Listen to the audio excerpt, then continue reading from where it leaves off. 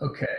All right, we're recording. So welcome everybody to the Referral Challenge Q&A Mastermind call, makeup call. This is Monday, August 7th, but normally we'd be doing these on Fridays, but this is a makeup call. So don't want anybody to be confused watching this recording. We do not do regular calls on Monday. We do them on Fridays.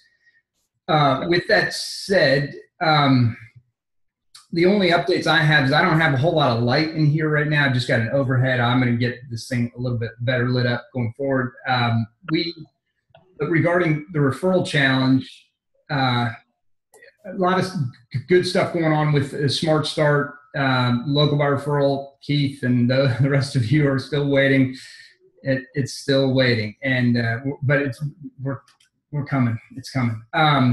We're just trying to wrap up the Smart Start stuff, the Facebook Fitness Funnel first, which we're going to wrap up this week and have all the pieces for you guys by Friday. So that'll be good. Other than that, I can't think of anything else. Aaron, can you think of anything? No, sir.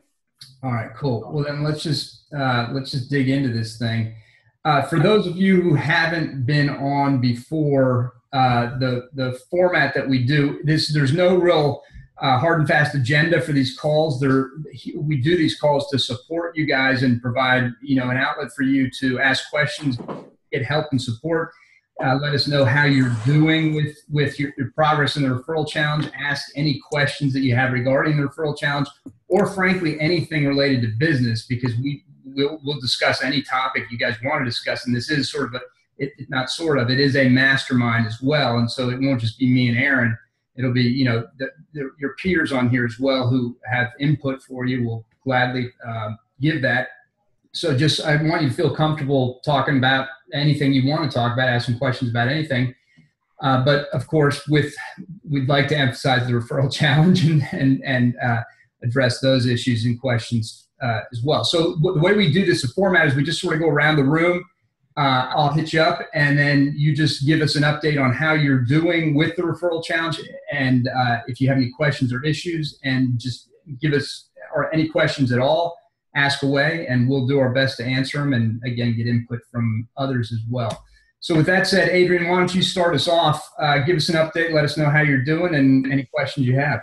All right. So I just have a couple of things, which shouldn't be too much, but then again, that's all relative, I guess. So since last week, I read through Profit First, opened up a profit and a tax account so I can start allocating accordingly. And then that started relating to like the expansion plans, because the current space we're looking at had disagreeable negotiations with their owner. So we're trying to work that out. And then other places, like the rent is at least 2 or 3 times higher than what I'd be paying here, like at my current space.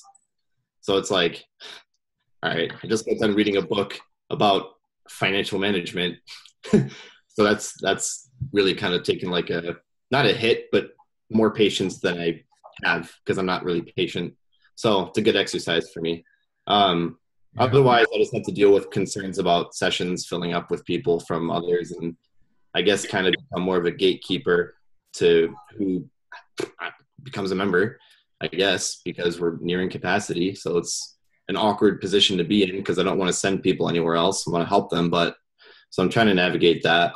And then I guess the second thing, I had 3, but I can narrow it down to 2 because I know there's other people on the call. The second thing is I'm also reading Leadership and Self-Deception, which for everyone here looks like this. And for everyone here who hasn't started, start. But I guess, like, part of my vision, and I feel like when I say this, I don't know, I feel like there'd be some, like, old wise man on my shoulder telling me how naive I am.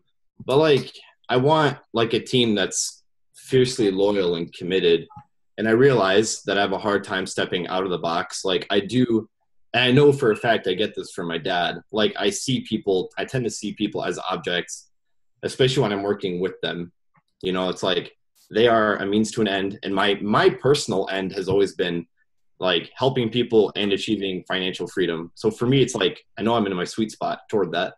But I have a very hard time, like, I guess, understanding what it's going to take from me to instill that type of loyalty and or commitment from team members, especially because most of my team they're young. You know, two of them are in their early 20s. The other one's still in her early 20s. There's only one. He's 32, but I mean, like, his age emotionally, mentally is like 20. But they're great. It's just dealing with youngins. So yeah. So those are the two big things on the plate for me right now that I kind of wanted to like get out. Good. All right. So a couple things. First, in regards to the capacity issue, I think you ought to look into finding someone locally nearby that you can refer to and maybe get a piece of the action, because you are approaching. For those of you who don't know, Adrian's at about 85% capacity right now with 300 members. So he's full up. And if people can't fit into your time slots, you want to be able to send them somewhere that you can, to someone you trust. But it'd be nice too if there's some sort of reciprocation. So it's not just you handing off a freebie client to somebody else. Maybe there's something you can work out with that individual where there's financial compensation or some other type of benefit to you. So anyway, that's worth thinking about. The other issue regarding, you said you see people as objects. I don't think that's how you see people at all from what I know about you. So maybe you misspoke, or I'm missing something, because you've got a big heart. The objectification of somebody to me means that you don't see them really as a person. You see them as an object. I think maybe it's because like this environment is different from the environment that I'm in when it comes to like work and like handling clients and things of that nature. Maybe that's why. I don't know. But maybe not treating them as objects, but still like having high expectations of and for them, and kind of being relentless about that, almost to the exclusion of, I don't know, I guess maybe some like personal interest or something like that, you know. It doesn't happen all the time, but that could be the case. Yeah, I hear you. Aaron, were you going to say something? I was just going to clarify a question, Adrian. We're talking the difference between your staff and your customers. Difference between how I present myself to, well, staff and clients, yeah, but also like to this group here in this environment, specifically with the TRC, versus how I am with like my team members, only because the expectations are different, you know? I'm just a bit confused, and maybe everybody else is too. Who is it you feel like you're objectifying? Just team members. So my staff. Yeah. So I'll tell you what, I think it would be great. First of all, I want to say, I want to welcome an old friend, somebody I haven't seen in a long, long time. And it's just awesome to have him on the call. And that's Brian here in the center.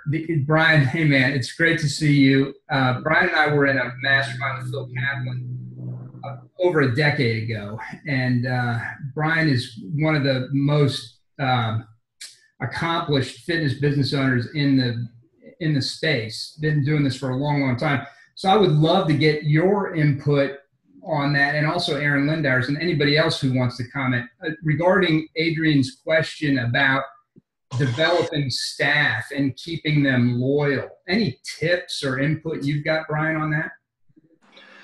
Oh boy. Hey, Eric, how are you? Good to see you. Brian Calkins, by the way, for those of you who don't know. Yeah, sorry. So first of all, this is my first ever Zoom. Oh. And I'm getting this you guys are coming in and out, so there may be an issue on my internet connection. So if I come in and out, it's probably on my end. Never done a Zoom. Probably should have done some research, because I thought I was just going to listen passively today. I had my big salad here that I was planning on eating, and then all of a sudden I see all these faces staring at me. So, and I appreciate the nice things you said about me, Eric. My business has strategically changed over the years, and really I've adapted it. I used to work a ton of hours. I had a fitness studio. I had a staff of 12 people. And honestly, the most challenging thing for me, I don't think that I was a great leader of people. So I've purposely restructured my business. I've kind of gone the opposite way of everything that everybody told me to do for the last 15 years to leverage other people. I'm now only leveraging a handful of people who I have 100% trust in. I've gone through a few employee issues, had some theft, had some pretty significant areas of theft, and it's possible that I'm still mending from that, and as part of that mending process, intentionally, I've decided to leverage more myself rather than on other people. So I don't, I could kind of relate with the whole staff stuff. So I'm probably not the best person to provide any kind of guidance or wisdom at this point. Well, I appreciate that. I appreciate the honesty and everything, and sharing. And I've heard so many stories like that over the years that you mentioned, where business owners getting burned by employees. Of course, there's plenty of great stories too. So I'm not trying. Not trying to paint a negative picture, but it is, I think, the hardest thing to do in business. It's the management and leadership of staff, and growing that. So I appreciate thank you for that, Brian, for giving you honest feedback on it. So let's jump over. Aaron, I want you to chime in if you don't mind. Aaron Lindauer. Just because we've had so many issues. Well, because I think you guys are grizzled veterans, even though you're a young thing, but you've been doing it for quite a while. You've got a lot of experience, and so I just want to tap into that. Sure, I appreciate that. Well, first, so I want to come back to Adrian with maybe potentially an example. Because staff, it is a means to an end, unfortunately, with our staff, because typically you can't serve 300 people without them. The book we just got done reading with our staff is called The Energy Bus. Super simple, John Gordon book. Basically, we're giving tickets to every single person on our staff right now because we knew we had cancer, and it sucks. It sucks because just when you feel like you've got that team, not perfect, so I don't think it ever will be, then you feel someone tugging. And what's interesting is Tony just called me and he said, hey, just so you know, the cancer basically is taking another job. And we were like, oh, thank God, because we were going to have to move him basically off the bus. We will always feel this way with our staff. They're young. For all of us, not all of us, some of us do have older employees, but it is us as leaders learning, and I'm probably the worst. And like Brian said, intentionally putting yourself so that you've got other people maybe that are better at taking care of the staff. I am 100% horrible with our staff. They are a means to an end. They're objects, like you said. But Tony does a much better job managing just the personalities and helping groom and shape. But I do understand this is a huge weakness of mine, of growing people, and it's held me back.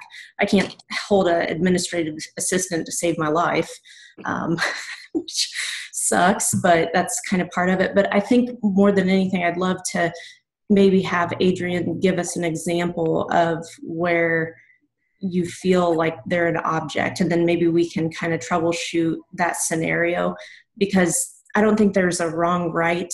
It's reading the books like you're reading right now. Anything John Maxwell is amazing. I know we all have like book lists forever, but I think if you could maybe give the group an example and we could work from that.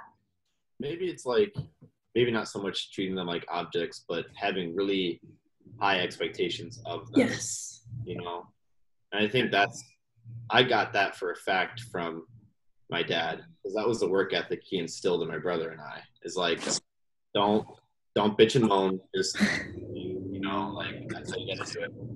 So I think for me, a big, like, for some examples, it's little things that get me too. Like when we do reading assignments and book assignments, like complaining about the number of pages being read, or not having it done by the next week's meeting, and like, maybe that's a lesson for me, because I have to remember not everyone is as anally driven as I am by doing things, so it's like, not everyone's like that, but it's hard to keep that in check. So for me, it's like, yeah, reading assignment, sure, do it. But for them, it's like, well, it's like part of the job, and it's not necessarily the job that they like sign up for, because when they started, I wasn't doing reading assignments like that with them, you know? And so that's like little things like that. Or just like if I'm working out, like at my own boot camp, and I just see the coaches, like they provide really good energy, but there's always that part of me that's like, they could be doing better. You know, like there could be an extra like high five in there. There could be an extra like mirroring of the body image or like the body movement with that client. There's always, and I wonder if that's like my like unhealthy degree of paranoia, you know, where it's like there's always something that can be done. And then over time that leads to like me getting frustrated with people, even if there's nothing to be frustrated about. You know what I mean? You're number one wanting excellence, and there's absolutely nothing wrong with that. There's something wrong with us as business owners if we don't see someone and want them to continue to do better. I will pick apart every single session. I personally just do our workouts and our coaches coach, and I'm constantly like, dude, fix that squat, fix this, fix that. But I'm not verbalizing it. So then I come home and I tell Tony all my frustrations, like, man, they could have motivated this person better. They could have, picked apart this form on the deadlift better. This person's going to get injured if they don't take care of it. So I hear you on all of this. The most important thing, and this is what Tony's even been coaching me on, is in that moment, make sure you do say, hey, see this right here. Or if it's with a client, it's a gentle, to make sure that they're still the coach and you're giving gentle leadership and a teachable moment, or it's in their next private meeting, hey, I really want you to have just a little more enthusiasm, just when you think you're pouring it. I lost audio. Just, hey, that's my expectation. That's constant. We had a guy, so we were assigning reading, and he's like, oh, I have a learning disability and I can't read. And we were like, okay, you obviously got through school, therefore you can do this. Also, he's speaking to my husband, who is severely dyslexic. So I'm like, hey, bud, you didn't realize this. This is part of the job. This is the expectation. We maybe didn't read books beforehand. And this is really key for you to identify who's on your bus and who's not. So if someone's whining and moaning about a reading assignment, give them benefit of the doubt. Yeah, he hasn't picked up a book. He's not going to be as excited as you are about it. But if you keep seeing things, then you're getting subtle hints that, hey, this person may not be the best fit. I go back and forth on that because I don't think anyone's ever going to be perfect, and we're always going to be working on ourselves and working on our coaches. So. Yeah. And a follow-up question I have while you were talking is like, and this is the part of me that I'm still conflicted about within myself. Like if it's an actual thing that I can achieve or if it's just naivete. But like, I really, and it kind of goes back to what Brian was saying, actually, like I really envision my team as being like a core group of people whom I trust and like can rise to the occasion. But then, and they stick with you, and you stand by each other and you work as a unit, And then there's other voices in my head from people that I've heard who are like, no, you always got to be hiring. There's always something going on. And if you're not always hiring, then you might be screwed without a staff member or something like that. I don't know. I'm like confused. I can jump in. Let me cut you off just for a second. I want to get Mike Fernandez in here real quick, get his comments on this. Go ahead, Mike. Hey guys, I can completely relate to all those. And that's something that, I've been really working really hard on myself here. And, trying to find ways to motivate guys and coaches. And I can tell you that one thing has been extremely successful for me in the past, literally 2 months that we've really been pushing. And that is really sharing the vision of where you want to go. So what I found was that a lot of my coaches felt like, they were showing up for a job and I didn't do a very good job of raising the expectation. So I've actually turned everything that I do, and I've completely revamped it. And I treat all of my coaches now just like clients. And what do I do with a client in terms of preparing them for goals, creating a roadmap for them to be successful? And now I'm doing that same thing with my coaches. So I've seen like such a huge difference in the whole entire persona of every single one of them. And so what I did is I shared the vision and I talked about a team, and as the team continues to grow and as we continue to reach towards that vision, how we start to juggle more balls, right? So we talk about a team, and I talked about, I talk about the New England Patriots, and I think we kind of briefly touched upon this last time I was on a call. And I say, everybody has their job, right? And what I did is I created a list of all the things that we were responsible for in terms of juggling, in terms of a business being successful, and some of the branches that we've talked about wanting to go on to in terms of doing team training and adding some adult group training at night and all these things and all the more responsibilities that come on. And then I kind of talked about like in terms of like a foundation or in terms of peers. And if everything is not evenly spread out amongst the team and everybody's pulling equal load, then eventually that building's going to crumble. So I kind of talked about that too with them. And what I saw is that I had 3 coaches come up to me and be like, hey, well, what else can I do? Like, what else can I do to take on more responsibilities to grow? And it was like, at that point I was like, shit, I don't know. I got to figure it out. Right. So I actually had been really working on creating those like levels for level 1 coach, level 2 coach, and the responsibilities to give them room to grow so that they can see too, just like I said, like we create a roadmap with all of our clients in terms of helping them be successful. And okay, well, how do we get better? And now I have everything's kind of set with them. And like, I've been meeting with them and having them self-assess, like, all right, so, hey, where are things going really well? And how can I help you to become even better? Like, where do you feel the next step is for you to become better? And honestly, they've been taking on more of the ownership. And what it's also done for me is I've had one coach who, he's been with me now for 3.5 years. He was fresh out of college. Background is in journalism. It's not in, fitness. He's gone through a whole bunch of stuff, professional development. But as I've continued to preach about the vision and everybody else is buying in, what he's seeing is he's seeing that everybody else is like, wow, everybody else is elevating their game. And ultimately it's turned into, it's not really the right fit for him. So we're kind of easing him out and great. Everything's going on perfect. But what I've done is I've taken another coach who really is passionate about their future and growing here as a young adult. And they're now taking on more hours. The energy's better. They're already asking me like, hey, can I have that list of what it takes to be a level 2 coach? Like, what can I do? And it hasn't been so much of me having to call guys in and being like, hey, you know what? This really isn't cutting it. This isn't really cutting it. They're kind of self-motivated because of the fact that I'm laying out that plan for them. They see the vision of where we want to go. And I'm always talking about how we want to impact more lives and how are we going to do it? How do we impact more lives? And there's only so much. If you're the one guy, Adrian, that's, you're running the show and you're taking on all these people, there's only so much that you can hold on your shoulders before you can't hold it anymore. Right. So it's getting your team, I feel like, to buy into that same vision that where you're going with the business. Like you've talked on here about where you're going with the business. And I think your vision, like you see it in your head, is so clear. I think that if you share that with your coaches and let them know, like, hey, as you grow, there's going to be so much room for them to grow with you and possibly have like an awesome full-time career coaching fitness and, benefits and all this stuff possible down the road. You know what I mean? They're going to get them fired up. They're going to be excited, ready to rock and roll and be like, what can I do? What can I do to be that guy? Because I don't want to get passed by everybody else. You know what I mean? I want to be the guy. I want to be that guy that's the manager of all 3 locations that you have. That's going to be me. What do I got to do to get there?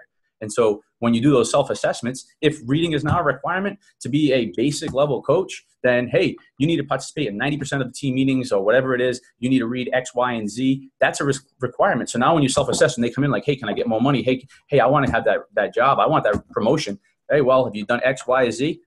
Check off all the things you did. You don't even need to get on them. It's cut and dry. Yeah, I haven't done any of the reading. Okay. Then you're staying where you're at. It's that simple. Yeah, so-and-so has been here less than you, but they've been a rock star and they're doing this, this, this, and this. Yeah, they jump above you. It's pretty cut and dry. You'd let them really seal their own fate. And it's been really working really well for me because, like I said, I really struggle with that, but I've been really like on my coaches about the vision and about where we're going and about how they can play such a huge part. And I don't know. I mean, I don't know if it's going to be 100% perfect, but I know that I've been exactly what you're talking about. It was me to a T. Saying like, how do I get these guys? How do I get these guys to do more? I couldn't even get them to want to do the cleaning or any of those things. But now it's on that thing, and they don't want to be the guy left behind. And it's worked really well in the last couple of months that we've been rocking and rolling with it. So that's beautiful. That's strong stuff right there. Thank you very much, and I appreciate the impassioned way that you delivered it too, man. Because that's good. Something's beeping. I don't know if it's in my new house or what. Mike, thank you. Great stuff. And I love the whole tiered approach, the level 1, level 2, level 3 that you talked about. I think that's fantastic. My older brother, a bunch of people in my family, but my older brother comes to mind specifically. We're in the military. And my older brother was basically was about to wash out in life until he enlisted in the military. Now he's about to make admiral in the Navy. And he talks about how people thrive in a structured environment. So the more structure you create the more structured the environment is, the more likely people will thrive, because they know what the expectation is. They know where the benchmarks are, and they can knock them out. They can, and those are goal-oriented people, and that's what you want to have on your. So if it's too loosey-goosey, you're going to have this. And I had that exact thing. I mean, I had a coach come to me. He had been here. He had gotten one raise. He had been here for just over a year, and he said to me, like, "Well, when am I going to get another raise?" And I was like, "Well," I said, "Well, let's think about it." I said, "What have you done? What are you doing now that you weren't doing a year and a half ago?" And just like, what are you doing? They really didn't have an answer. He's like, "Oh, well, I've been here this long." I said, "Yeah, but what have you done? Like, what are you doing now more? Are you a better coach than you were? Are you a better coach right now? Are you providing more of a service to all of our members than you were a year ago?" And he really had no answer. And it was like, that was the wake-up call for me too, where I was like, maybe I'm not doing a very good job here of letting these guys know. Like, it made me realize these guys, a lot of people come in and you don't think this way when you're an entrepreneur, and because you have the drive to want to continue to grow. People sometimes come in and think just because they've been here, punch on the time clock, that they're entitled to more. Yeah, and that's just not the way things work. No. All right, let's keep moving. But Wayne asked if you get a chance, if you could just sort of outline a description of those level 1, level 2, level 3, maybe in the Facebook group. I know that would help a lot of folks. Yeah, I mean, my coaching is a lot different than what a lot of guys do here. All of our coaching is like semi-private, so our guys are paid based upon. I mean, I guess I can give you a layout. It's just so different in terms of what a lot of guys do. But I can give that out. That's let you fine. guys kind of go to that. Yeah. But it's still a work in progress. I only have level 1 and level 2 squared away. I don't have level 3 even done yet. I don't have anybody that's a level 3. Okay. So everybody's level 1 except for one guy that I'm moving to level 2. So. Okay. All right. Yeah, that's but great. I can share that. Yeah, whatever you're comfortable with, or you guys, it'd be helpful, because I think it's a great idea. I'd like to see other folks implement it too. All right, let's keep moving. I want to jump down to a couple of the newer folks too and get a little bit of input. Calvin, can you hear me? I can see your picture. I can't see your. Can you hear me, Calvin? Okay, Calvin, I'm going to come back to you. Lionel, I see you're moving around, but I want to check in with you, brother. How are things going? Give us an update on how things are going with you, with the referral challenge, with business in general, and let us know if you have any questions. Okay. I'm here if you need me to. Oh, cool. Calvin is there, so you want to go ahead and take him first? Go ahead, Lionel. I'll come after you, bro. Go ahead, Lionel. We'll come back to Calvin. All right, cool. Well, this has definitely been an interesting thing for me to be part of. I'm learning a lot.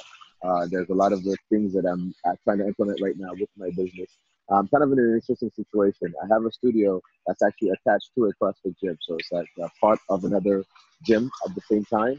And I'm working on growing that, to pretty big. I've done only private and semi-private, and I just now added small group to what I'm doing as well. So I'm having a group of anywhere from 6 to 12 in my small groups, and that's creating kind of a nice little thing for me. So I think, the referral challenge, seeing that come into play, I think was perfect timing for me, because it gave me an opportunity to start implementing immediately with brand new people, the idea and the SOPs basically of making sure that I get referrals on a consistent basis. That's one thing that I've actually struggled with.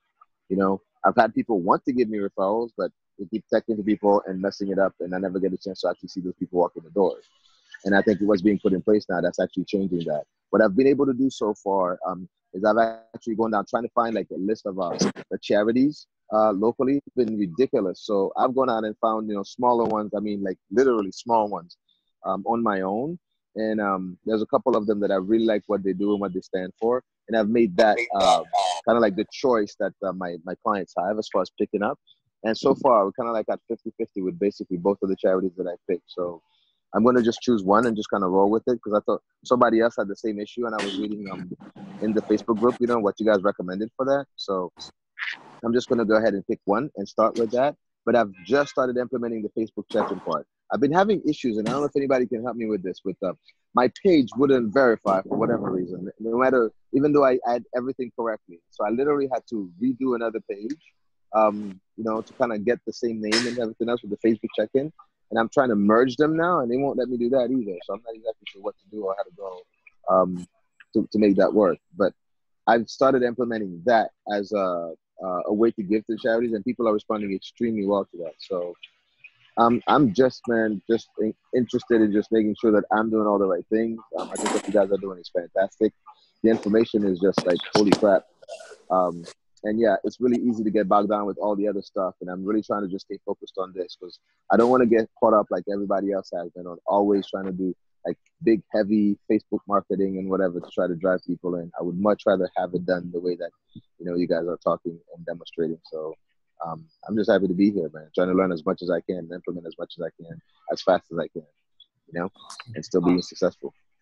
Yeah, well, we're glad to have you. We're glad to have you, Lionel. So regarding that Facebook page issue, that's probably a little too technical for us to cover on this call, but if you post something about it in the Facebook group and maybe show us a screenshot or something of what you're running into, we might be able to give you some better feedback that way. Awesome. I'll do that. Thank you. Yeah, and we'll get that figured out for you for sure, because that's obviously very important in order for it to work seamlessly. But, I agree. yeah, well, we're excited to have you, and it's good to meet you. Good to see you here, and glad that you're on the call. So just continue to be engaged, and anything we can help you with, bring it to these calls or post it on the Facebook group. We're pretty responsive. Awesome, man. Thank you for that. Right. And I gotta say that post about being part of too many groups and having too many things going on, and that hit dead on. And so I went back and I had to like cancel a whole bunch of stuff. A lot of people are pissed at me because I'm no longer part of that thing. Yeah. Whatever. Yeah, it's good. Focus is the key. Yeah. Sure. No, I mean, really, as much as I want to cut it down to just one and one only, the ones that I have are all like congruent. You guys are all part of the same network and doing the same thing. So I don't think not being part of them would not benefit me because it all works together. I'm part of the nutrition profit system, with Rick Streb. Yeah. And so that's a big deal for me because, what he's doing there is pretty awesome. And I know you're, a big part of that. I had you on the call and I was there when you were on talking about, the referral challenge, even though I'd already signed up for that. So that was pretty cool. And I'm with Alicia's, group as well, learning how to actually put my systems in place, which has been instrumental, by the way, in helping my business get to where it's at now. So that's it. Outside of that, nothing else matters to me. Yeah, no, that's good. You're with. Those are solid people. Alicia's as squared away as they come, and Rick Streb knows. Nobody knows nutrition better than him, and he's got that great business going too. So yeah. That's good. It's good to get input from different sources as long as the message is congruent, Exactly. And that's what I like about the three of you guys, because you basically are all saying the same thing. You're just taking a slightly different approach with it. So I love that, because none of it is like, well, do mine and forget everything else. Everything is, inclusive of all the others that's happening. So I love that because I'm finally seeing that there's another side to this business that I've always known existed. I just didn't know how to get to it. And it's kind of nice to see different examples of it on three different things, and all bringing down to the same path. So it's pretty cool. Yeah. Awesome. So thank you for that. All right. Well, thank you. All right, Calvin, let's get over to you. Give us a heads up. I met Calvin at Pat Rigsby's event. Pat's another great source of information in the industry, as you guys all know, whose message is very congruent with what Aaron and I teach and what all of you guys believe in. And so that's how I met Calvin originally. So it's great to have you in the group, Calvin. Give us a heads up on how things are going with your business in terms of, and with the referral challenge, and let us know if there's any questions you've got. Awesome. Appreciate it. Sorry, I had a 9-week-old sleeping Boston Terrier that I was trying not to wake up. I had to run outside. So that's what happened earlier. But I've been listening in. So, so I've had my, I do team personal training, started out of boot camp, stuff like that. I do team personal training studio. I've first 7 years, just me. Last 2 years, I've got 3 coaches. So I train on the floor half the time as I used to. So it gives me the opportunity to finally really grow the business like I need to. So I'm at probably about 70%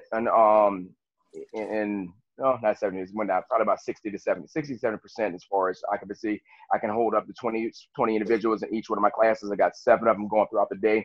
So I need to feel it. Here, my situation is, I think one of the greatest hindrances to success is success. We're one of the best. We're the premium when it comes down to what we do. And I got comfortable.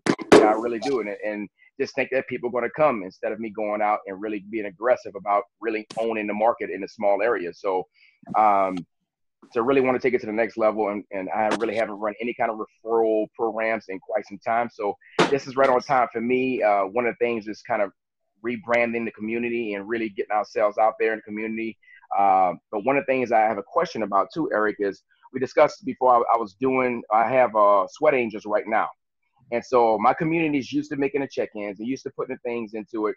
And so the community, if I move away from Sweat Angels, is going to be the Cystic Fibrosis Foundation. Now the thing is, should I go that route? My community, they're used to doing this, and some of them like really like one cause, and the next month they're like crazy about dogs and everybody. So I'm kind of hitting everybody. I was wondering if I can continue to use what I've been using with that, or do I need to go? Like I said, I'm on a committee for cystic fibrosis in this area, so that would be the one thing I did. But does it excite enough people? Yeah, I hear you, and it's a good question. If you've got Sweat Angels up and running and you're happy with it, that's fine. The only issue is you're going to need a local charity. I think for your check-ins, if you like Sweat Angels and you want to keep them, great. Then keep it, as long as you see that it's a worthwhile expenditure. One of the things that surprised me a little bit about Sweat Angels was the cost, frankly. But if it's working for you and you're happy with it, then great. Then keep doing it. But you'll need a local charity that you can get behind it for a lot of the other things that we're doing in the referral challenge. So, you want to look into that, into finding a local charity. That won't impact what you're doing with Sweat Angels. You keep doing the check-ins and through Sweat Angels. But with the other aspects of the referral challenge, you're going to want to partner with a local charity. Ideally, it could be a national charity. The benefit is with local charity is that they're smaller. You can develop a true partnership, a real relationship with them, as opposed to a national. They don't really, you're small time and I learned that the hard way after raising $2 million. I found out that was small time for some of these national charities. They just don't care. Unless you're a big corporation who's bringing in multi-millions every single year, they're not going to give you much time. Can I chime in on that for a sec? Yeah, go ahead, Adrian. Yeah, Calvin, I was in the same position as you. And then I removed Sweat Angels from everything we do, and I went with one local charity.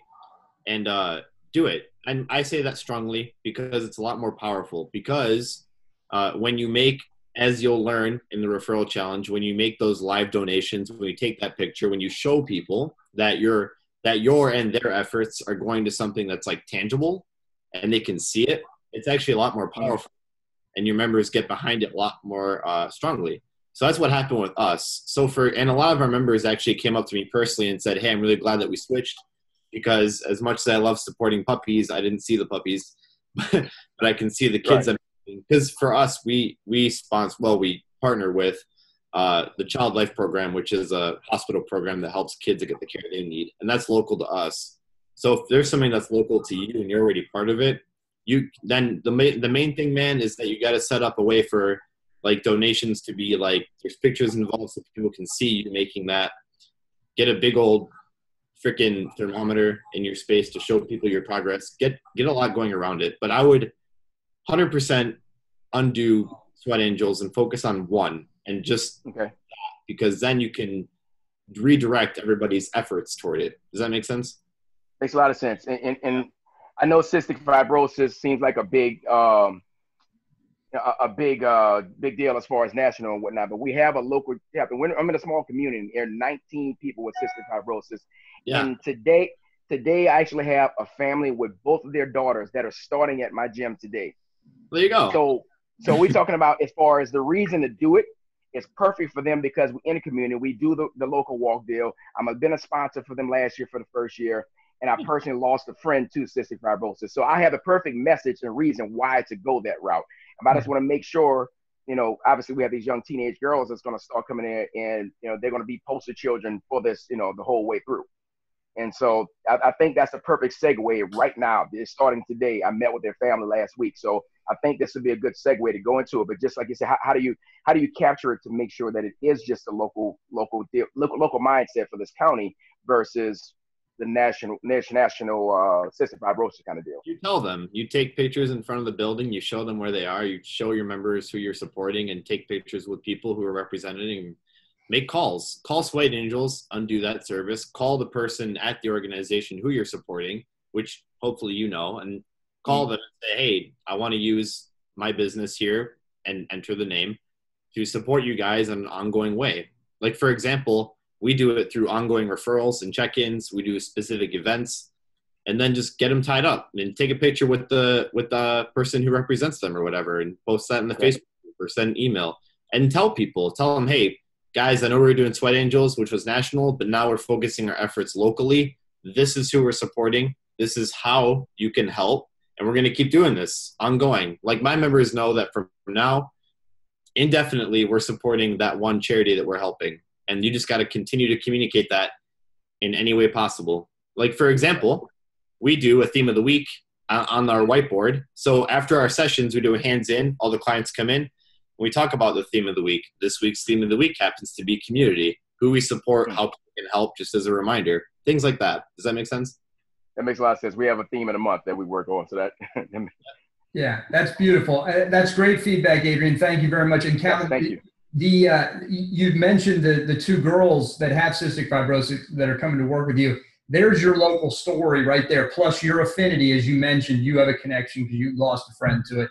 So that's how you keep it all local, on top of what Adrian said about pictures that are local and just consistent reinforcing of the message. I just think you'll ultimately find it's going to be much more beneficial to your business than Sweat Angels will be. And I'm not trying to push. I get it. I get it. Yeah, good. That's awesome. Okay. Thank you. All right, very good. Anything else we can help you with, or are you good, Calvin? No, just trying to, if you can get my wife to get on board. It's her birthday today, so she thinks she can't get on the call right now. I mean, she's a marketing guru, and I need to pull her in to do a lot more of this stuff and whatnot. But so that's all, just getting us initiated. I'm kind of like Lionel said, I'm a the silver squirrel syndrome. Every program, I used to be the cheap. I can't invest. I can't spend money, but now I will invest in stuff, but not get stuff done. So I just need it. And Rick is on it now. He can throw a virtual slap across the face to me from that too as well. Because he's coached me as well, but he's helped me tons. I wouldn't have coaches if it wasn't for what I'm doing right now. I wouldn't have it. What Rick has actually helped me implement. So I just need to get it done. This is a year where I know we have to take action. Take it to the next level, pull me out just a little hair more from the trenches, and just kill it. That sounds awesome. I'm in.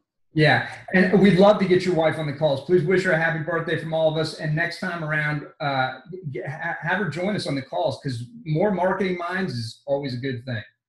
Yes, will do. Appreciate it. All right, man. Thank you. Glad to have you in the group. Thank you.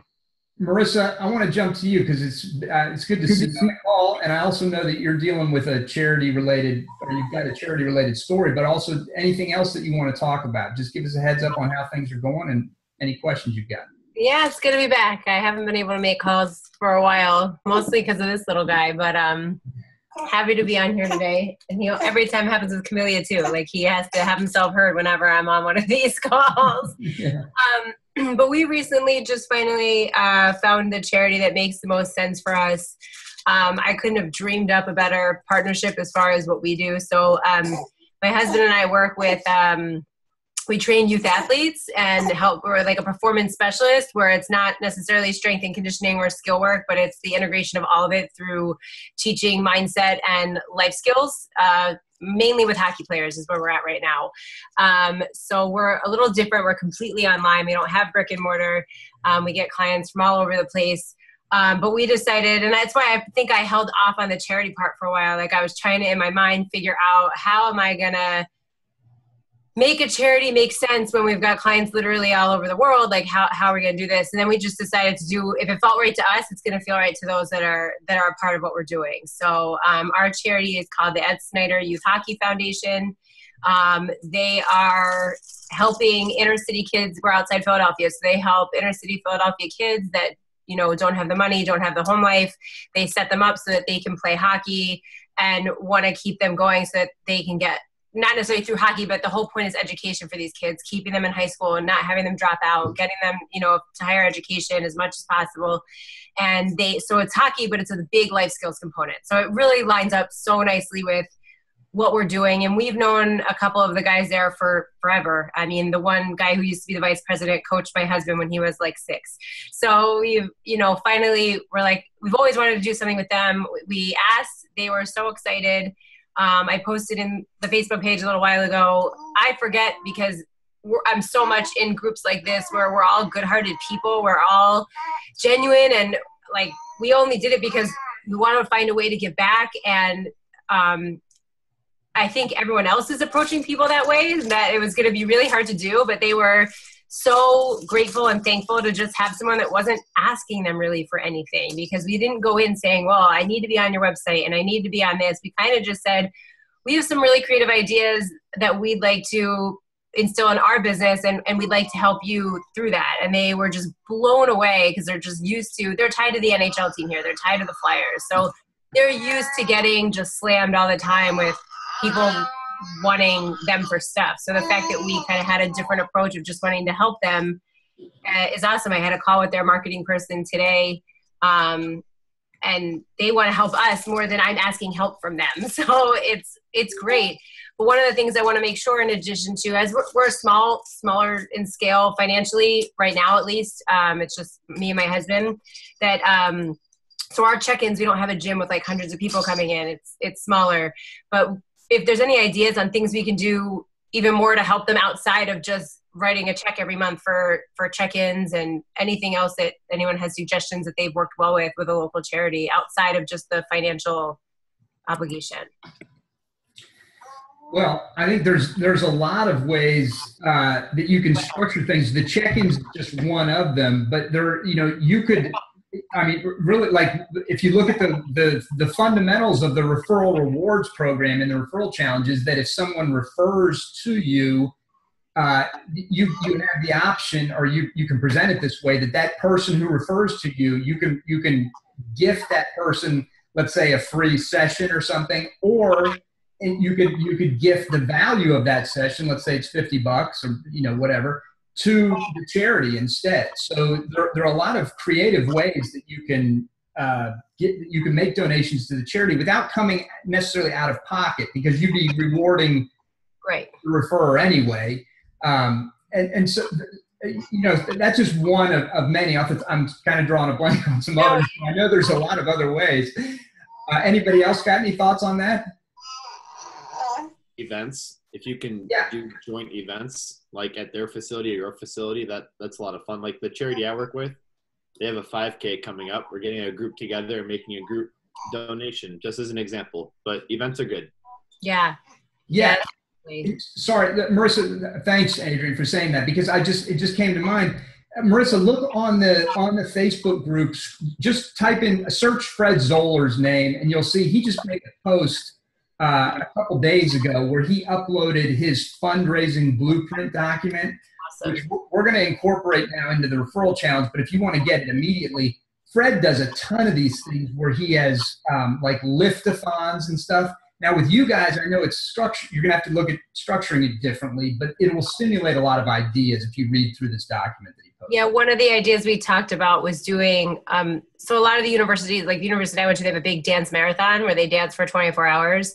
So in hockey, like a stick handling, they call it dangling. So we are thinking of like a dangle fest or a dangle-thon where like get people to donate per minute, and we could line up like a bunch of coaches and just see if we could get 24 hours worth of, that's great. Just trying to think outside the box of what's fun. And I think that's awesome, and I love the name too. Dangle-thon. That's funny. That's just funny sounding. But yeah, I think that's great. And the key here is to do the event, obviously, and raise money, and that's wonderful, but also to leverage it for publicity and get some stories out of it, get some pictures that you can use to post on your Facebook page and things like that. Just to keep that momentum going and keep the message out there that you are different and better. And here's part of the reason why. Obviously, there's many reasons, but part of it is that you actually give a damn and you do stuff to help people. Yeah, one of the is, I don't know if anyone here is familiar, like I'm very unfamiliar with Reddit at all, but I guess they're doing a very large initiative with the NHL team here it's an 8-month program. They already have 16,000 people in the group, and they do these, this is new to me, so I feel like really, AMAs were Ask Me Anything. So they're going to feature my husband for an Ask Me Anything with their fan base on their Reddit page. So I just these are things they're just throwing out to us because they just want to help us get out there, and they like that it's a different voice and it's someone that can speak to it. So I want to do, like, I'm so grateful, and yet they're just happy that we're giving them the money, but I want to make sure I'm taking advantage of really promoting what they're doing for us and leveraging it, obviously, the best that we can, that even just for our website, just so people can see that credibility that we're involved, and maybe they're not local, but oh, that's cool. What is that? And they can see what's going on there.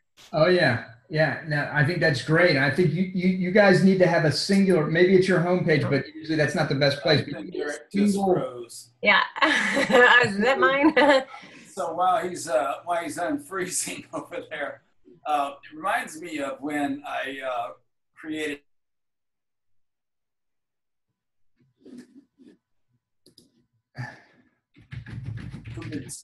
in fact, in some of the bonus material in the storytelling portion, you'll find where I did a display ad of me up on some rings, and I created a story around it, and it attracted Ruben Studdard, who was the second season American Idol, and he became a client of Iron Tribe Fitness.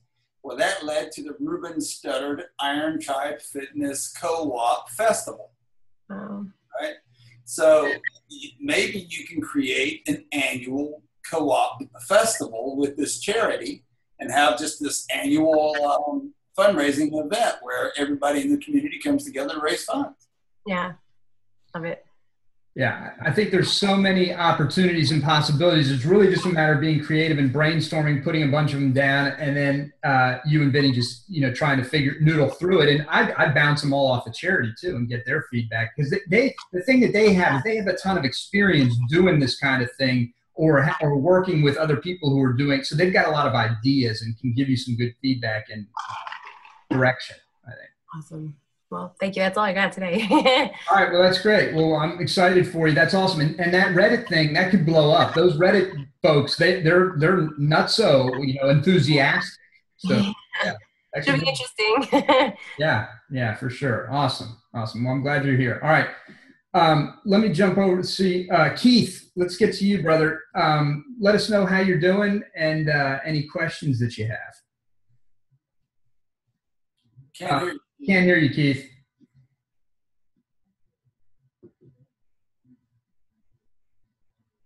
Can you hear me now? Yep. Okay. I don't know why it switches between speakers for some weird reason, but anyway, a couple of things.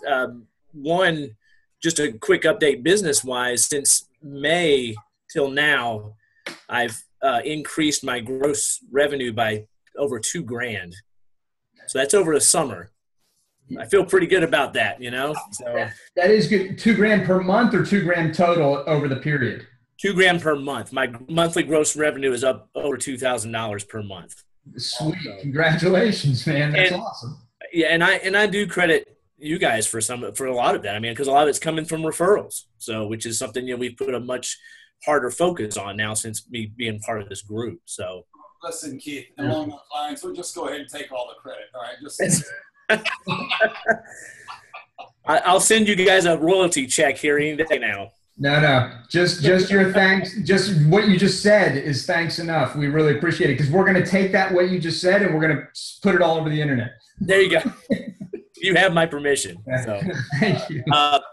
The other thing I was just this is something to share, just staffing kind of things that those of you who've been in TRC for a while know I had to let a coach go a few months back. Just because he was just not performing well. But just in terms of nightmare scenario, it's now turned out that he's actually a sexual predator. He was working at 6 other gyms besides mine and sleeping with people at every gym, including mine. I have 2 members who he was sleeping with. And they are the reason why he got caught, because our community is so tight-knit. They're so close to each other. These 2 women started talking and realized they were talking about the same guy that they were dating, and that he was one of my coaches. So just thankfully I'd already fired the guy before all this came out. But anyway, just in terms of nightmare staff scenarios, there you go. Yeah, no, that ranks up pretty high of all the ones I've heard. But yeah, good thing you nipped that, got him out of there. Yeah. I think he wins on this one. Yeah. Man. But 2 other things. One thing I was going to tell you guys, I actually just had lunch with a woman. She's a yoga instructor, but when we were talking about possibly bringing in some yoga classes here. But the biggest thing was she has a MBA in business. And I was talking to her about maybe doing some part-time administrative assistance work with me, just to kind of help me get organized a little bit more. But, really a question I have around that is I feel like I'm kind of stuck in this place of, trying to grow. And that also means staff and maybe an administrative assistant, but just, the money, the investment's not quite there. So, but the nice thing about her is she's not looking for a full-time job. She just wants, a few hours here and there. So I think it may be a great way that we can at least start out with that process. But, that's one of the things I'm in the middle of right now. It's just kind of one of those things, like, when do you know you're ready for an administrative assistant, So who wants to speak to that?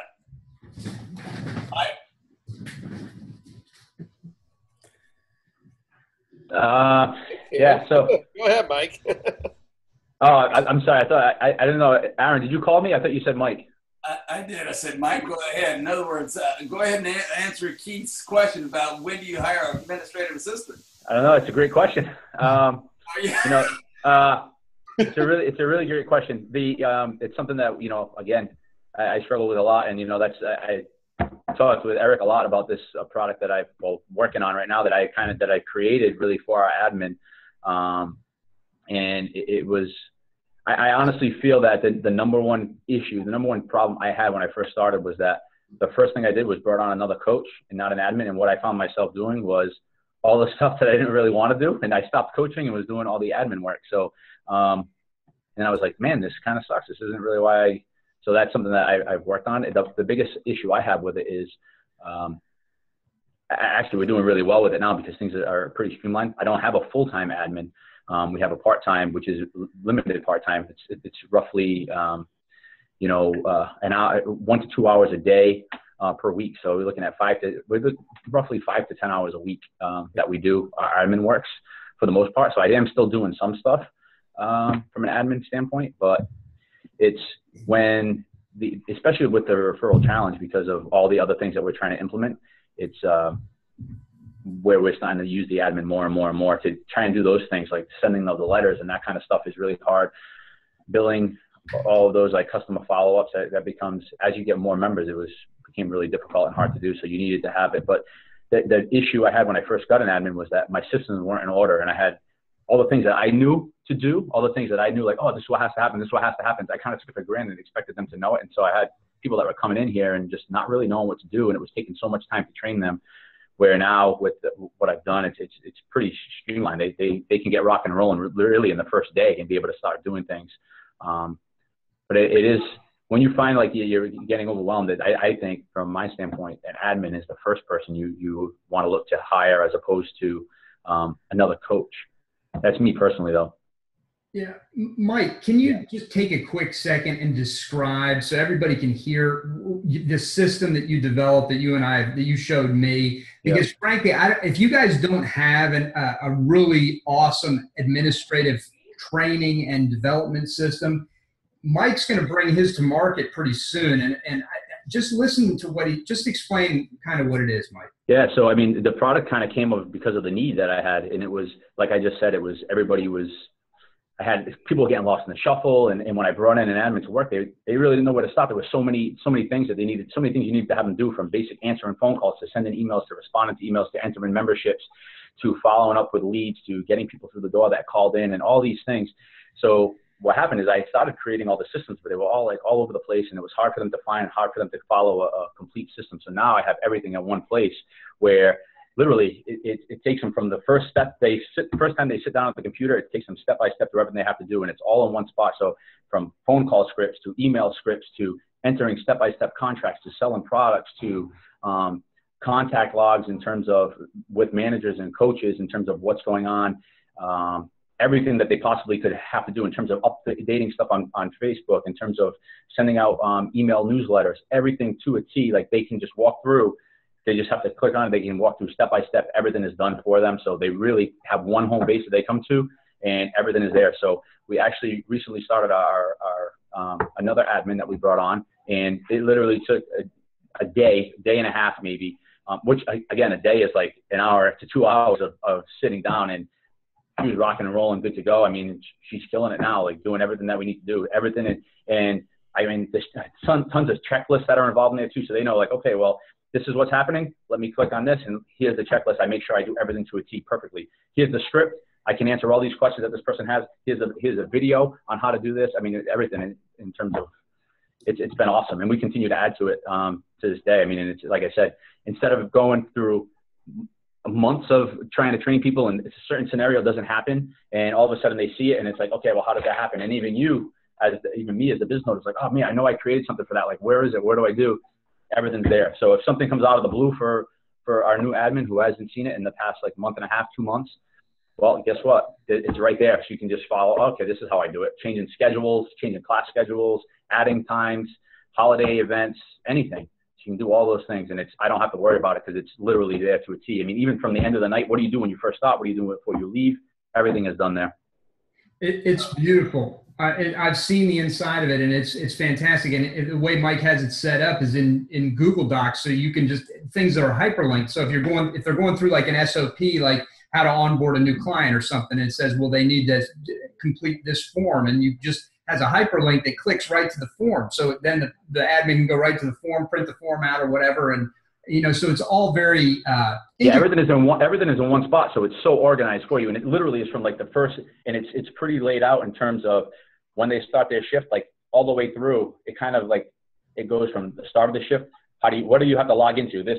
What do I have to do? How do I check voicemail? How do I do this? Everything to a T. Bing, bing, bing, and it goes all the way down, all in one document, all the way to the end, where it goes over all the stuff you do before they end their shift. What are they responsible for? Boom, click the link, and like Eric said, everything's hyperlinked, so everything one spot takes them everywhere they need to go. Yeah, and it's been a lifesaver for me. So much time saved and so much money saved because of how much money it saved me in terms of training and mess ups. We've had issues where contracts were not entered because there was a mistake, and we end up finding out like person's trained with us 2 months for free, and we fixed all those things. Those things no longer happen because I learned from my mistakes. Yeah, that's beautiful. Keith, does that help? I mean, just actually, Mike, just when you said earlier, if you're feeling overwhelmed, you probably need to be looking at an admin before another coach, and that's right where I'm at. I mean, I'm at where you were before you created that system. Is like it's all in here or on my laptop, but it's no one else has access to it right now. So it makes it very hard to delegate stuff when when you're like, well, come on, it's all in my head. Can't you read my mind? 100%. 100%. And then on another thing too that was happening too is like you want to do like recognition, 3 months, 6 months, all these things, and like having that like, oh my God, what do we do here? What do we do there? All that's in there. I got that all down to a T now, so it's like boom, it rocks and roll like automatically. And honestly, that's awesome. If I had an admin leave today and I had to bring somebody else in tomorrow, I could sit them in that chair, and I know that in 2 days they could be ready to rock and roll. They just need to be able to read, and they just have basic human like interaction skills. People skills, they can kill it in that position. And I'm hoping to be able to have more and more hours as we continue to do some of the other things we're looking for. Sure. Yeah. The first time I heard Mike describe this, I was like, OMG, this is something everybody needs. I mean, it's really, and when I saw it, I was even more convinced of it. It's really something special. So Mike's going to bring it to market pretty soon. I don't know, how far out are you think, Mike? Well, I know we had talked about a couple things. My biggest issues is the whole like putting it online piece. But I'm hoping that within the next month or so we'll be able to do that. Once I get all the how to get it onto the market, that's the biggest concern right now. So, but I've worked on all this. I have a question, if that's okay. Yeah, Lionel. How can we get our hands on it now, like before you go out and do all that stuff? What you're describing is what I need like yesterday. So you need beta testers. Yeah. Yeah. I mean, whatever. How can we get our hands on it now? I don't have it set to roll out yet. Let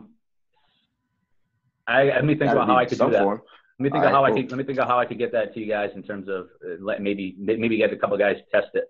But I'm actually in a mastermind group, and I've had a couple of guys test it already. In my other mastermind group that I've been in for a while. So let me see what I can do for that. Yeah, but we're different. We're nice. Yeah. Yeah.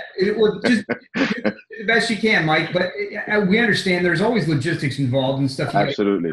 But just let us know as soon as we all want first dibs. I think that's what we're trying to say. Yeah. We want first crack. All right, good. Keith, anything else?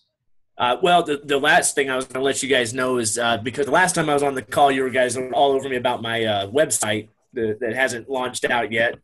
Again, for those of you who don't know, I actually had hired Aaron to write some new website copy for me. And at the time, I was working with a business coach who part of his services included a new website.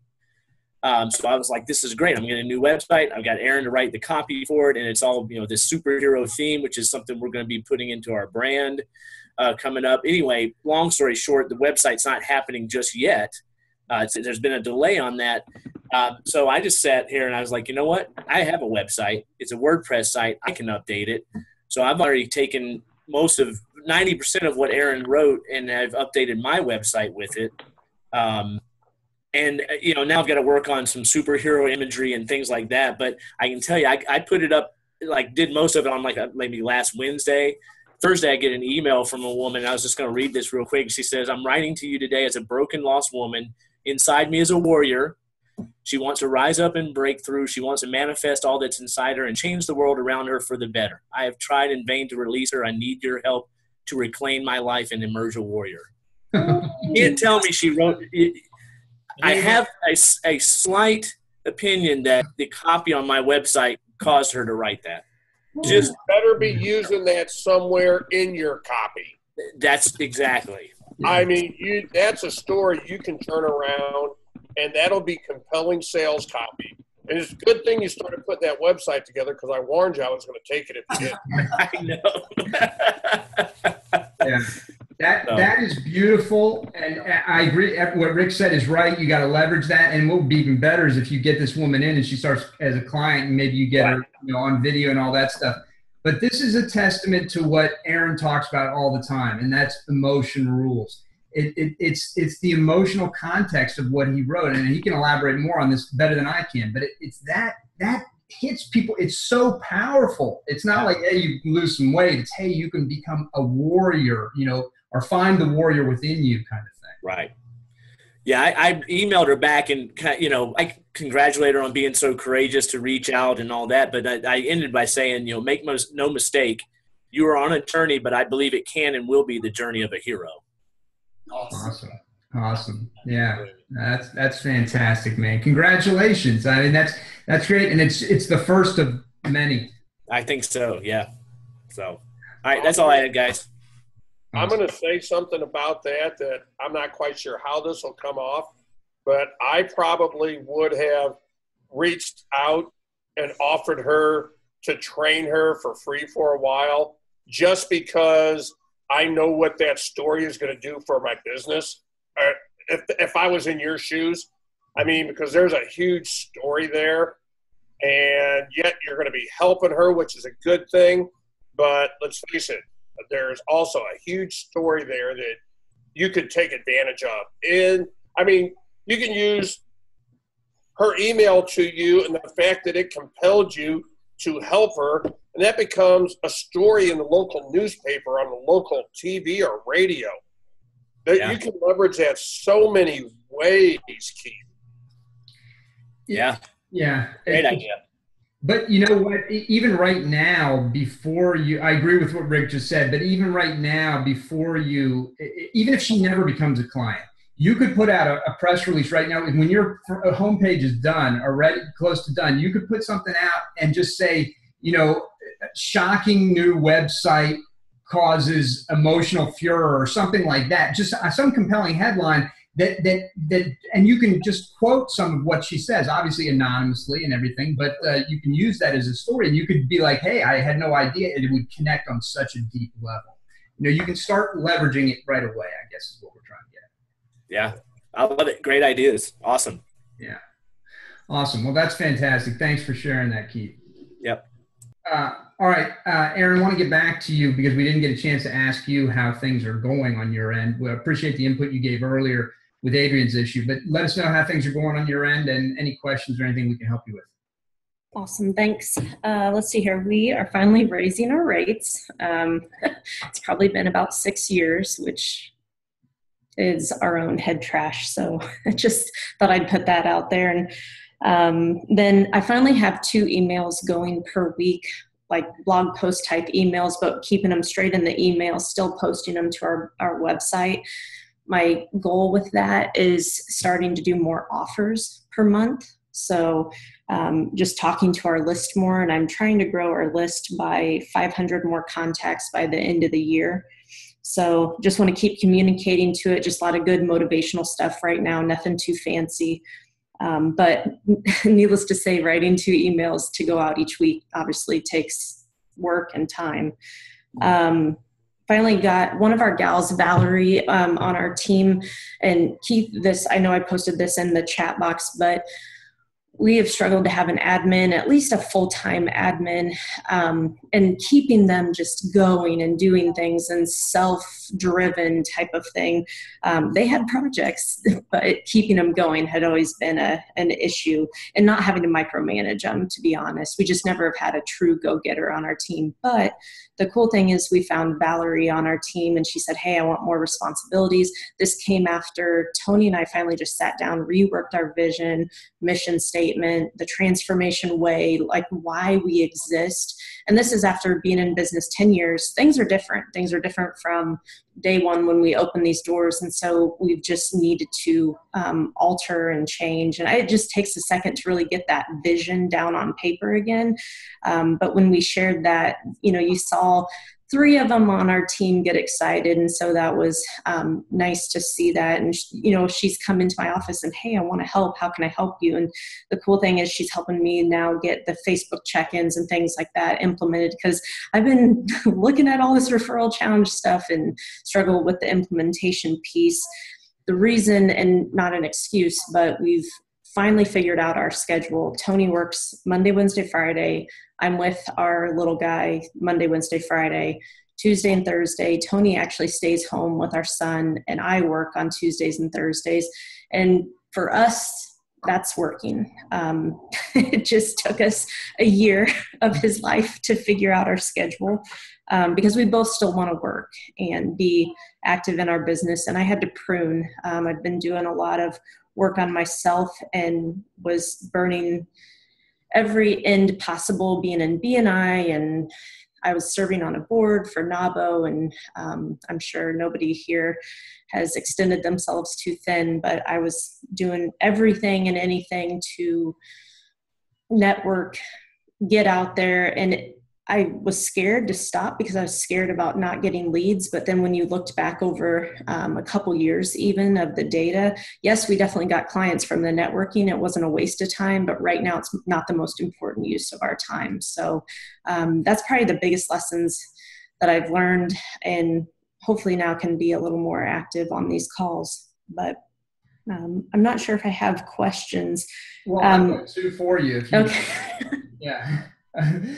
Just sorry to interrupt. If you want to keep going, go ahead. I can go on for days. All right. Well, one observation first is the reference you made to looking back at the data to confirm or not the fact that you were, the quantity of leads you were getting from as a result of the networking you were doing, a lot of time put in. That, I think, is something that most people who network in a traditional sense. And I know you're very sophisticated, Aaron, so you're not in terms of what you do and your networking and everything, but most business owners in general invest a lot of time in networking, but don't track or quantify that in any way. So they have no way to know whether that investment of what is usually a considerable amount of time has any payoff, has any ROI. Right. So you got to track and measure. So that's my observation. My question to you, and I think everybody would be interested in hearing this, can you talk a little bit about what your strategy, what tactics you're going to implement for the Raise the Rates campaign? How are you going to go about doing that? Yeah, so it's as simple as writing a letter. We have done so many things to, not only did we move facilities 3 years ago, never raised our rates in that process. So the strategy behind that is basically I wrote a long letter of, here's how transformation has changed. We're celebrating 10 years. I actually did go into links about saying, hey, it's been 6 years since we've raised our rates. Everything has gone up.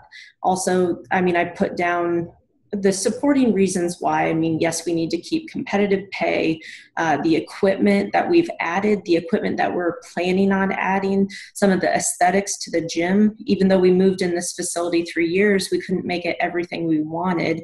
And that takes money, putting tile in the bathroom, repaving the back. Yeah, that will take a second. We need a new roof. That's not going to happen this year. But the funny thing is, so I looked at really the strategy behind why we even did this raise the rates was, okay, we need to increase our continuity revenue by $5,000. So instead of looking at this stupid client goal that I can't seem to ever hit because for whatever reason, so that's a couple of issues. But I looked at it going, okay, it's $5,000 that we need to add in continuity revenue. What's the fastest way that we can increase? Okay, increase our rates. That will, if we increased every single person, we're increasing by $2 a session. So basically it's going to be $18 or $26 per month. No one's going to care. But that actually adds $1,700 additional dollars per month to the continuity revenue. That's a chunk of change. Yeah. Then we're going after one more corporate, specifically a morning corporate client. And we already have 3 business owners in our facility that there's no reason why they don't have a corporate contract with us. That right there will increase us almost to that 5,000. And now we've hit that goal without having to have 150 customers, which is some stupid number we can't seem to hit, because 120 is a bad number. Yeah, right. So. Well, that's good. So you've crafted this letter. You're going to send a sequence, I assume? So between Tony and I, we're going to personally hand it to each of our customers, kind of announce it. So it's going to be a couple days of, just putting it out there, but they need to know it from us personally.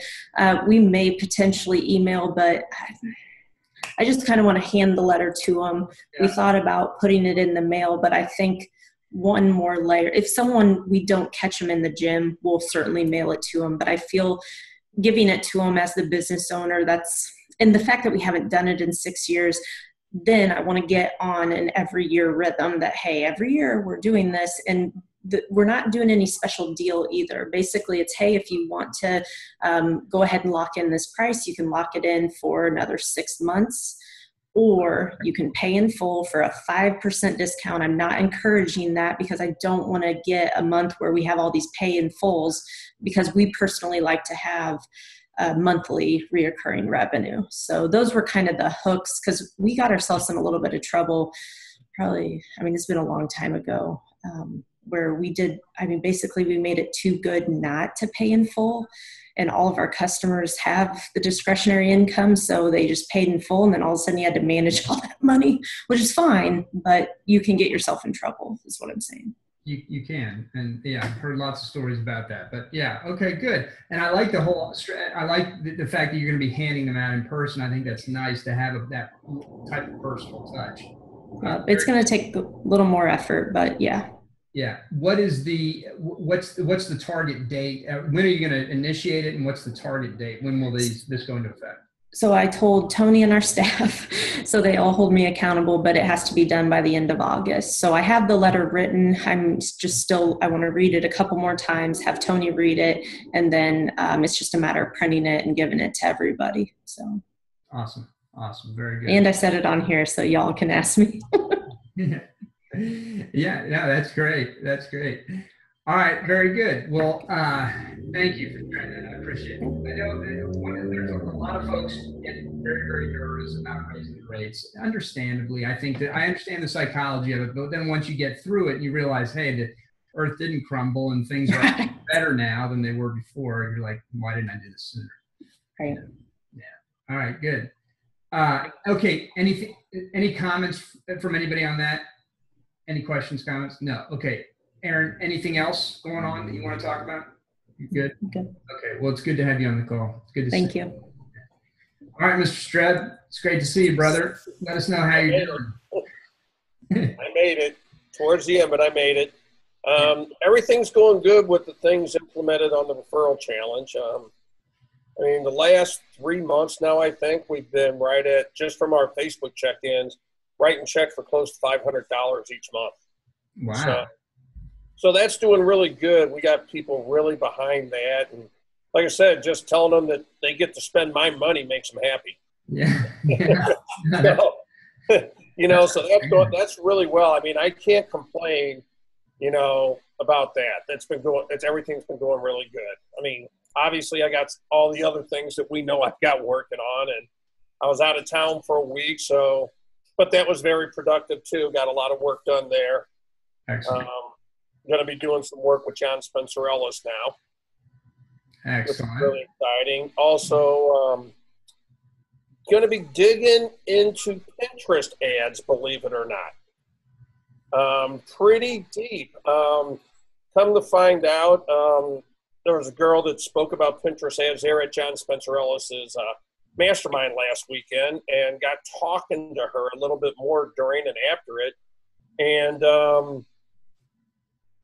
the guy who created the whole algorithm for Facebook left Facebook and went to Pinterest, and is now creating it for Pinterest. The thing that's intriguing about Pinterest is, even though they're doing effectively the same thing, ad cost and cost per contact is about half the price as what it is on Facebook. Yeah. Even more appealing is, who are most of us attracting when we're marketing for our fitness, for our facilities? Women. Oh, you sure? For the most part. Gee, guess who's mostly on Pinterest? Yeah. Yeah. So, and this woman does about $100,000 a month with just her Pinterest ads. So, and she's starting to obviously do John's for him. So I sat up and took notice and worked in an arrangement with her for her to handle mine until I can learn it in detail.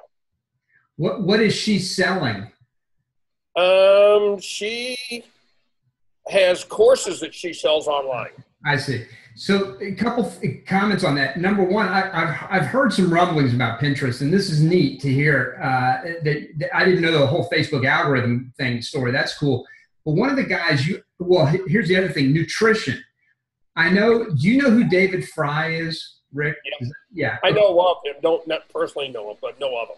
All right. So David is about to launch, or maybe already has, his book and program on nutrition.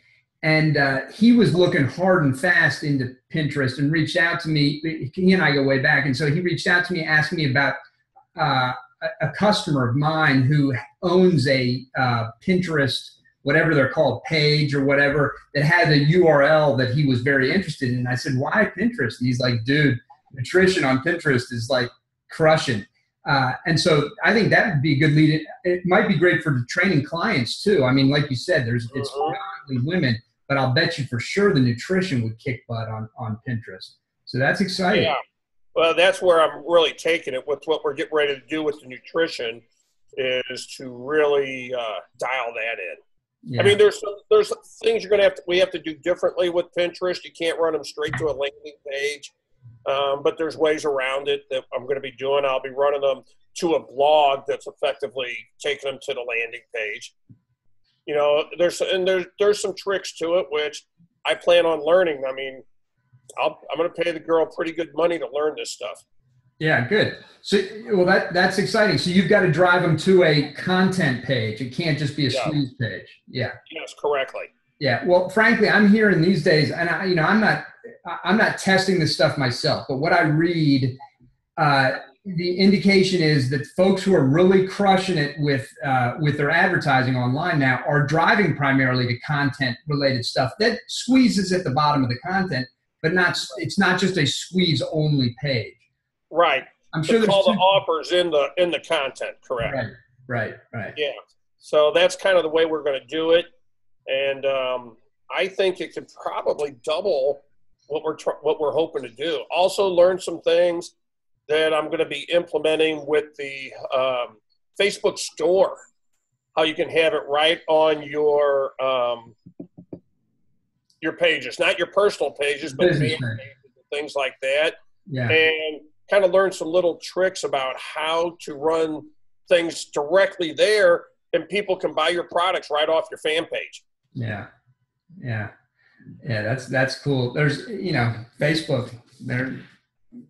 they do things right. They know how to get the money. Yeah, and I'm sure a lot of you have already noticed on fan pages now where instead of the header image, you can put a video up. Oh, I didn't know that. No. Yeah, you can put a 90-second video up there. So I'm going to have, basically, I'm going to take that webinar you and I did. Yeah. And I'm going to pull out the best parts of it and create a 90-second video to put on my MPS page, obviously. I'm going to do some stuff, whatever we come up with. And, you know, I'll be doing more stuff like that because it's more engaging. Yeah. I think that's a great idea. That's awesome. All right. Very good. Very good. I understand you have your mastermind calls. Is it always on Mondays at 2? Mondays and Thursdays at 2 Eastern time. Yeah. Yeah. Okay. You're doing 2 a week. I'm thinking we might have to go, Aaron and I need to talk about this, but we might have to go to 2 a week because we're just getting too many people. Not too many. It's great to have more people, but we're getting so many people on the calls now that it's taking a lot of time, as you can see. Yeah. And the only reason I did the Monday call was when you dropped the Monday call. Like, okay, that works well with what I'm doing.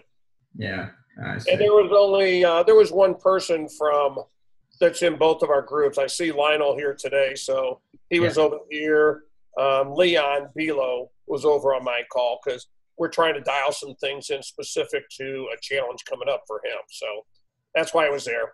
I made sure to tell him to watch the darn replay. Awesome. Thank you. I appreciate that. All right. Very good. Well, Lionel's smiling. He knows I kind of get on him, don't I, buddy? That's what a good coach does. Absolutely. Yeah. That's good. All right. Well, unless there's anything else from anybody, we're going to go ahead and wrap it up. Any final words, questions, thoughts? No? All good? All right. All good. Okay. Well, thank y'all. Yeah. Thank you very much. Appreciate y'all being on the call today. And we'll get the recording. It doesn't matter to you guys. You were on live. But the recording will be up for everybody else soon. Take care. Have a great week. Talk soon. All right. Thank Bye-bye. you. Okay. All right, bye. Aaron. Appreciate it. Yeah. Thank you.